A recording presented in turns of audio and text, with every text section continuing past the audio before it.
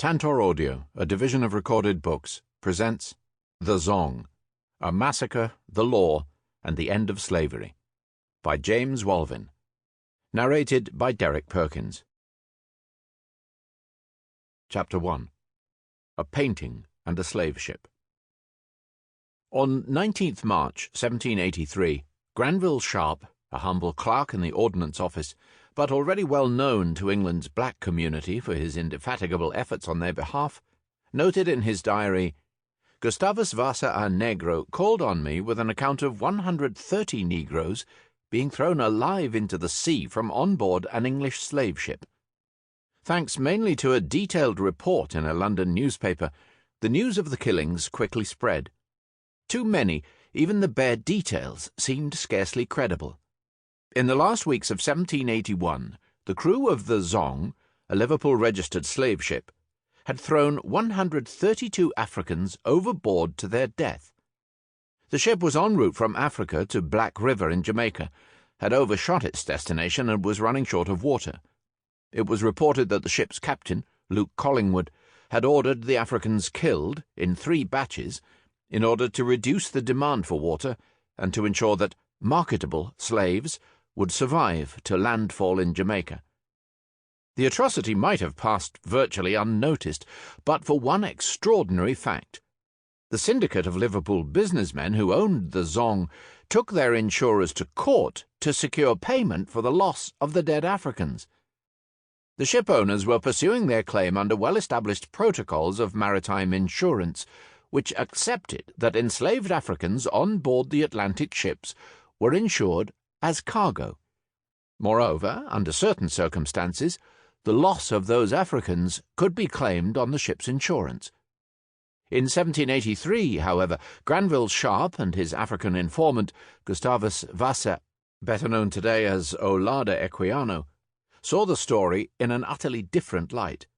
To them, and as the news spread to an expanding army of outraged British critics, the Zong's owners were demanding money for over 100 human lives brutally and purposefully cut short.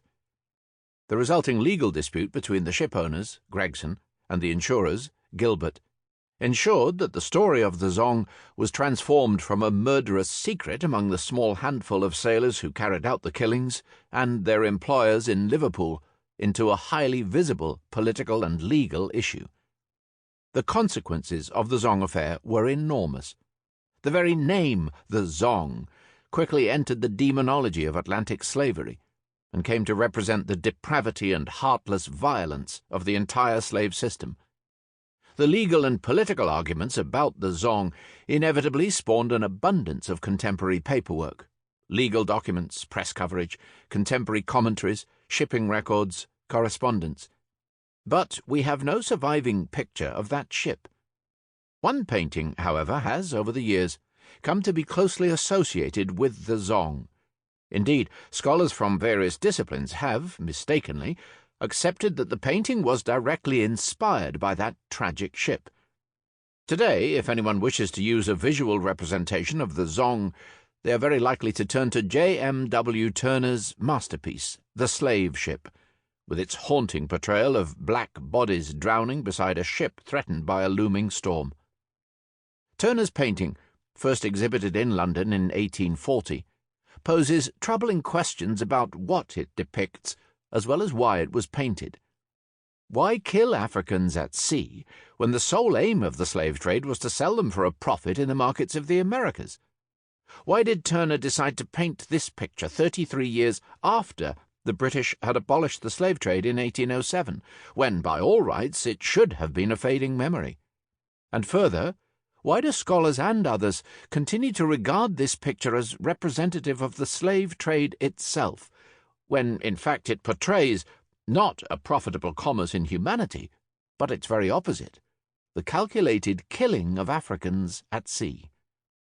For all that, the slave ship remains an astonishing artistic achievement, and to scrutinize the painting at close hand is to be confronted by the realities of the Atlantic slave ships. Legions of people must have seen copies of Turner's painting in one form or another, and even in a poor reproduction it remains a remarkable image. but to study the original painting in Boston's Museum of Fine Arts came as something of a shock. For a start, it is small, measuring only 3 feet by 4 feet, and on the day I spent in its company, it was sharing an exhibition wall with another painting. I had fully expected it to have a wall of its own, to offer an uncluttered assertion of Turner's genius, as well as to testify to the appalling importance of its subject matter. I had wanted it to hang alone, if only to confirm its centrality in my own imagination. During the time I had been working this book, I had turned time and again to this particular painting. Like many others, I assumed, and was led to believe by what I read, that the slave ship was indeed the Zong itself. I even had a postcard of the painting on my desk as I wrote this book. But my mind's eye had always conjured forth a very different image from the reality facing me in Boston. I had expected, hoped, to see an immense painting, primarily, I suspect, because of the enormity of the subject matter. If ever there was a subject that demanded a significant physical presence, this was it. The slave ship was not at all what I wanted. Still, nothing could minimize the painting's impressiveness and impact, notwithstanding its size. I stood before it much longer than I had for any other painting, occasionally moving left and right, closer or further away, all the while negotiating the crowds flowing through the astonishing treasures housed in the gallery. I broke away to visit other exhibits, then returned, later in the day, to look at it again, and to renew acquaintance with what had become a horrible fascination. It is, after all, a painting which tells a terrible story. Turner's Slavers Throwing Overboard the Dead and Dying, better known as The Slave Ship, is one of his finest, perhaps even the finest of his paintings. It is a dazzling picture, filled with mesmeric confusions, images, and colours. The painting is a mosaic of perplexing issues. At times it is hard to see what Turner is trying to convey, though the picture's basic components seem clear enough. There is a sailing ship in the distance, about to be engulfed by a typhoon. In the foreground, black people are drowning in a turbulent ocean. In one corner there is a confusion of fish, birds, limbs, and chains. The whole seems a clutter of almost surreal confusion, with shackles and chains appearing to defy physical laws, rising above the waves instead of sinking to the ocean bed. And what are those outstretched arms and hands? A final despairing wave from wretches doomed to a terrible fate. The fish's staring eyes seem to gawp at the viewer as they home in to feast on a fettered leg, while hungry seagulls flap above the human and watery mayhem, ready to pounce on whatever scraps of flesh the fish might miss. Dominating everything, almost splitting the painting down the middle, is a dazzling sunset which ignites the entire ghastly scene. It is a vista of oceanic suffering, of dying humanity, unseen except for beseeching hands and one severed leg, soon to be devoured. This is a world of grotesque imagination, so vile in its detail that it almost beggars belief. Yet Turner's portrayal is far from imaginary. Africans had indeed been thrown to their deaths from Atlantic slave ships, most infamously, but as we shall see, not only in 1781, from the Liverpool-registered Zong. Turner's painting of 1840 is also a reminder of another, less well-known issue, that the Atlantic slave trade continued despite the Anglo-American abolitions of 1807 and 1808, and that enslaved Africans remained victim to periodic acts of atrocity on those later clandestine foreign vessels. At the time when Turner was working on The Slave Ship, it had become clear that a number of such killings had recently taken place on Atlantic slave ships, mainly under Spanish and Portuguese flags. Accounts of those killings, all of them harrowing, some scarcely credible in their extreme horror, were widely publicized in Parliament, in the press, and in abolitionist literature, where they were used as part of the ever more aggressive drive against the continuing Atlantic slave trade.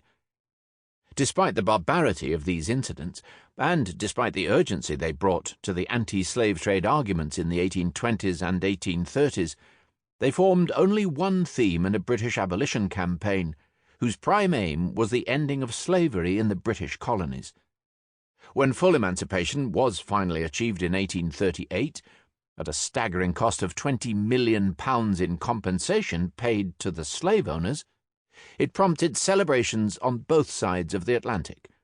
American abolitionists took great heart from British emancipation. It showed that slavery could be brought down, however severe the obstacles. The Americans thought the time was now ripe for abolitionists worldwide to come together to show their resolve and strength, and they proposed an international anti-slavery convention. Thus, on 1st June 1840, the first World Anti-Slavery Convention opened in London's Exeter Hall. Appropriately, the opening address was given by Thomas Clarkson, who had been the indefatigable foot soldier of the abolitionist movement since its foundation in 1787. The convention was packed with an extraordinary collection of delegates, 250 from around Britain, and others from as far afield as Canada, the USA, Mauritius, Haiti, and Sierra Leone. There was also a sizable female presence. Although an argument ensued about whether women should have full delegate status, it was refused. The convention met in Exeter Hall, a large new building, capable of providing a public meeting place for thousands of people, and located opposite the current Savoy Hotel on the Strand. Had the 1,840 delegates been so inclined, they could have walked down the Strand, past the building work then taking place to construct Nelson's Column, and on to the Royal Academy in Trafalgar Square. There they would have found the Academy's annual exhibition of paintings. On Monday, 4th May 1840, precisely 1 month before the Anti-Slavery Convention began, the Royal Academy had opened its 72nd annual exhibition to the public. 2 days later, the Times's review of the exhibition made plain its dislike of item 203, J.M.W. Turner's painting, Slavers Throwing Overboard the Dead and Dying.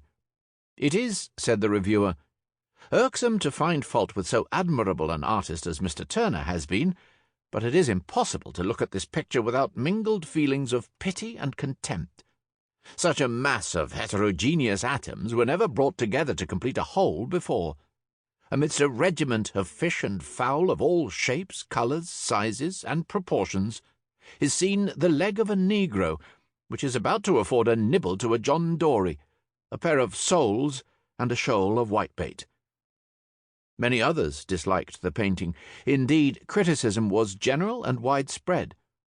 Reviewers in a number of the major newspapers and journals ridiculed its subject matter, suggesting that drowning slaves was horrific and unsuitable for depiction in paint, while others denounced its use of colour. The slave ship was a picture which provoked extreme and conflicting reactions. The Arts Union of 15th May published perhaps the most caustic of comments on the painting. Who will not grieve at the talent wasted upon the gross outrage on nature, number 203? Even people who liked certain aspects of the picture remained confused by it. Thackeray, for example, treated Turner's painting with a mixture of admiration and contempt. He praised the aesthetics of its colour, but denounced it for its treatment of the drowning slaves. He wrote of the huge, slimy poached eggs in which the hapless niggers plunge and disappear. Ye gods, what a middle passage! One man, however, admired it intensely. In the new year of 1844, John Ruskin was given the painting by his father, who had bought it for 250 guineas.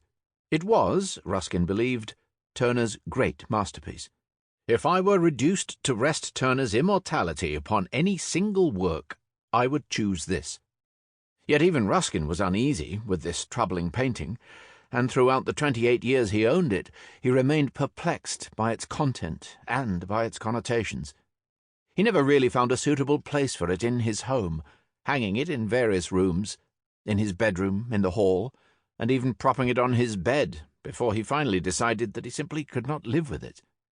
He later explained that he had sold the painting because, as I grow old, I grow sad, and cannot endure anything near me either melancholy or violently pessimistic. Ruskin finally sold it, and, like a slave ship, the painting crossed the Atlantic to its present home. When it was first exhibited in Boston in 1875, it was again heavily criticized. Mark Twain, for example, described it in A Tramp Abroad, 1880, as a manifest impossibility, that is to say, a lie, and as reminding a Boston newspaper reporter of a tortoiseshell cat having a fit in a platter of tomatoes. Twain's derision recurred time and again in his notebooks, and he clearly could not shake the picture from his thoughts. In Europe, whenever he looked at other Turner paintings, the slave ship immediately sprang to mind. It was a picture which made Twain feel sick, long after he set eyes on it. The visceral distaste expressed by Mark Twain and other critics towards the slave ship tended to be on aesthetic grounds. But would they have felt such physical revulsion had they pondered the historical realities represented by the painting? In his unique fashion, Turner was confronting an issue which, then as now, cannot be treated or discussed with any degree of comfort. The slave ship was, at heart, a memorial. It is claimed by an eminent art critic to be the only indisputably great work of Western art ever made to commemorate the Atlantic slave trade. It effectively commemorates the millions who disappeared into the maws of the Atlantic slave trade. It was, and remains, a deeply troubling, discomforting painting, though nothing like as troubling as the history which lurks behind it. What prompted Turner to attend to this dark subject matter? Turner scholars accept that he was greatly influenced, throughout much of his work, by the 18th century poetry of James Thomson, more specifically by Thomson's poem Summer, published between 1726 and 1730. That poem includes a description of a slave ship caught up in a typhoon, itself symbolizing the destruction of the slave trade, and of a direful shark devouring the limbs of hapless slaves, though Thomson's aquatic agent of justice metes out the same fate to the crew members tossed by the storm into the water. Lured by the scent of steaming crowds of rank disease and death, behold, he, rushing, cuts the briny flood, swift as the gale can bear the ship along, and from the partners of that cruel trade which spoils unhappy Guinea of her sons, demands his share of prey, demands themselves. The stormy fates descend. One death involves tyrants and slaves, when, straight, their mangled limbs crashing at once, he dyes the purple seas with gore, and riots in the vengeful meal. But there were other, more immediate influences which may have edged Turner towards thinking about slave ships.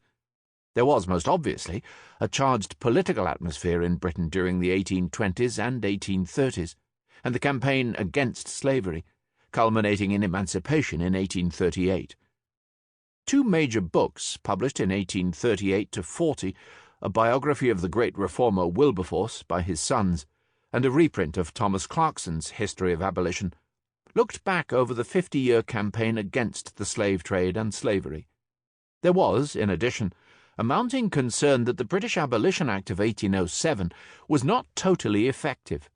It had not managed to stop the flow and abuse of enslaved Africans across the Atlantic.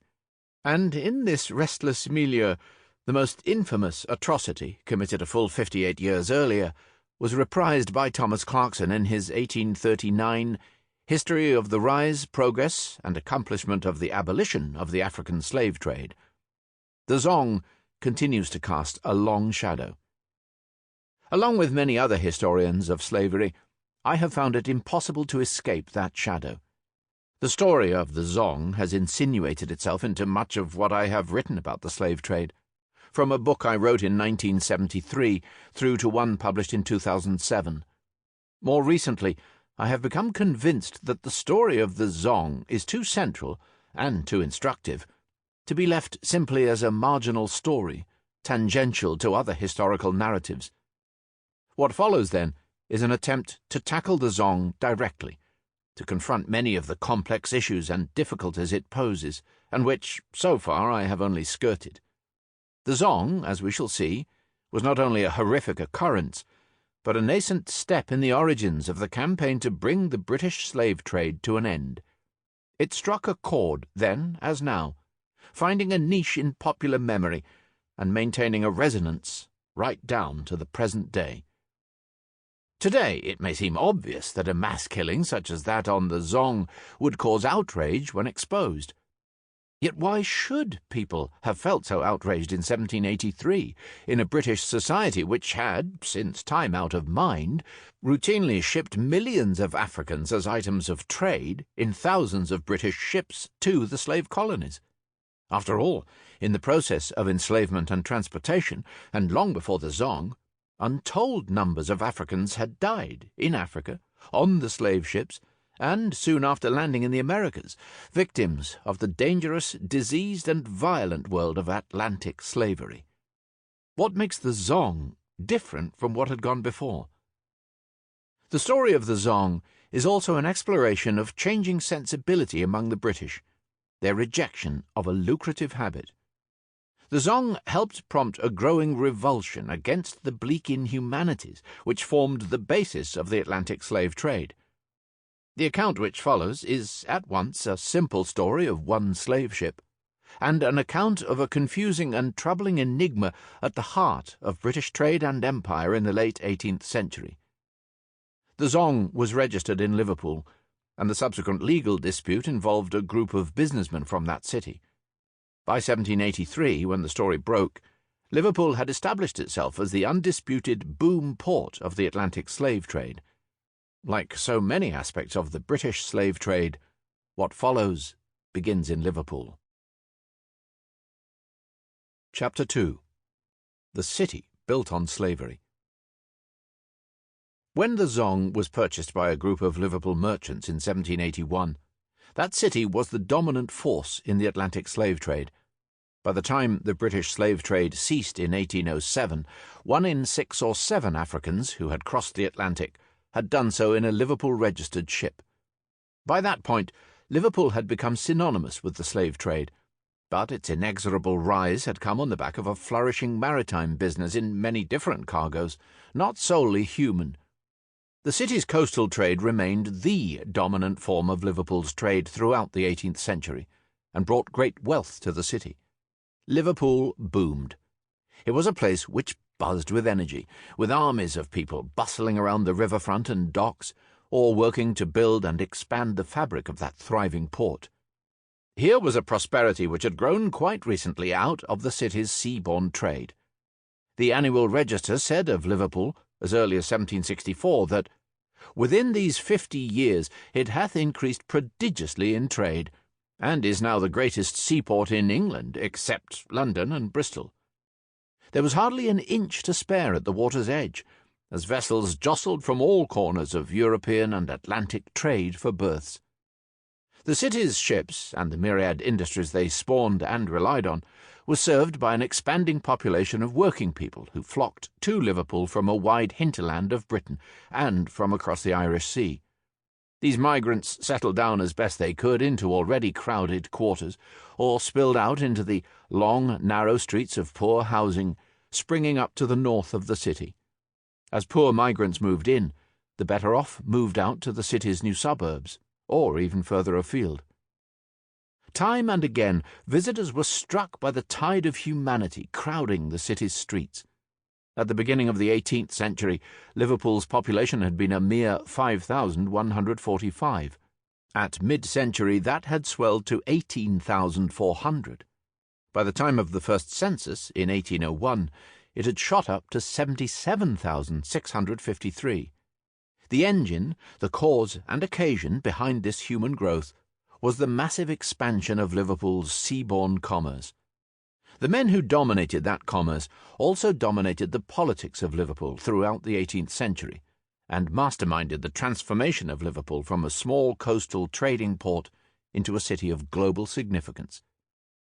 Though the city developed a reputation as a flinty, unsophisticated place, there was plenty of evidence to the contrary. There was much more to the city of Liverpool than its docks, shipping, and the dynamism of its commercial life. Liverpool's city fathers ensured that the city that emerged from this hive of commerce was not only an economic powerhouse, but was also a city to be admired. Visitors were impressed by what they saw. Edward Daniel Clarke, mineralogist, tutor, and consummate traveller, stopped off in Liverpool during his tour of England in 1791. Hackney coaches ply in the streets, The shops are uncommonly elegant. The town is well paved and lighted, and, in short, offers a pleasing epitome of the metropolis. The principal street is very fine, and makes an appearance inferior to few in London.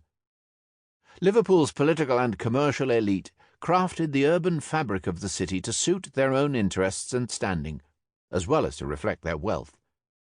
By the late 18th century, Liverpool had become a sophisticated city, with rows of elegant townhouses, secluded city squares, and a host of new urban institutions, from hospitals to churches, from gentlemen's clubs to theatres.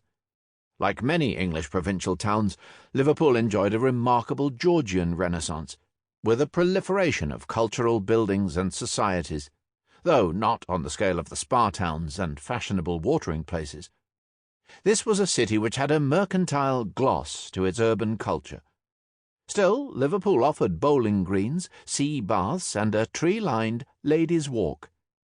Fringing the edge of the city were splendid new homes and parklands, built for the pleasure and comfort of wealthier merchants, men who took their seats in the city's more fashionable churches, and who showed no sense of conflict between their Sabbath worship and their workaday business of buying and selling Africans. There were parks and open-air pleasure gardens, in addition to an array of men's dining and drinking clubs. Later they were joined by debating societies and by coffee houses. Coffee houses were, of course, more than places for leisure. They were important centres of business and commerce. The one in Liverpool, in the hotel at the bottom of Lord Street, offered not only a range of newspapers and magazines, but also a book in which is entered the name, cargo, and place sailed from of every vessel that arrives in the port. It has a list of about 300 annual subscribers, at a guinea and a half each. Although the Merchant's Coffee House in Old Church Yard was much smaller than other coffee houses in the city, it had a unique advantage. A view of the river and signal poles, it is conveniently situated for attending to the movement of the shipping. Thus, even in a place of relaxation and leisure, the city's merchants kept one eye on the Mersey's traffic. Liverpool boasted a theatrical culture, though the early theatre was rough and ready, little more than a pit and gallery. After 1772, however, the city could claim that the Theatre Royal was one of the largest theatres outside London. Originally open only in summer, when London theatres closed, allowing their players to travel to the provinces, by the end of the century it opened throughout the year, from the increase of theatrical rage. The new music hall, opened in 1786, could hold 1,400 people, its audiences treated to that remarkable mix of musical entertainments, high to low, from Handel to bacchanalian songs, which was to become the staple diet of the music halls in the 19th century. For the more literary-minded, there were at least 3 gentlemen's subscription libraries. When, for instance, the Athenaeum was founded in 1799, it made ample provision for newspapers, reviews, magazines, pamphlets, and other periodical works, with any surplus cash to be spent on the purchase of books in the foreign and learned languages, and the balance shall be expended in purchasing books in our own language. The bulk of subscribers to these ventures were merchants who saw the practical and hidden benefits to be had from investments in civic amenities, and nowhere was this more striking than in the Exchange. Of all the new buildings which transformed the skyline of 18th-century Liverpool, the most striking, and certainly the most emblematic, was the Exchange. Designed by John Wood of Bath, one of the country's most fashionable architects, and built between 1745 and 1754 at an enormous cost of £30,000, the Exchange was to be, at once, town hall, exchange, and assembly rooms. It was, wrote T.H.B. Oldfield in 1792, a grand edifice of white stone, built in the form of a square, round which are piazzas for merchants to walk in. While the ground floor was for commercial business, the upper floor housed the mayor's office, courtrooms, council chambers, and 2 elegant ballrooms. Its opening in 1754 was celebrated with a series of fashionable balls, concerts, public breakfasts, and boat races on the Mersey. Like the building itself, these opening ceremonies formed a lavish display both of civic pride and of newfound wealth. Indeed, the two came together in an impressive and utilitarian structure, a home for local political power, commercial dealings, and an opportunity. Sample complete. Ready to continue?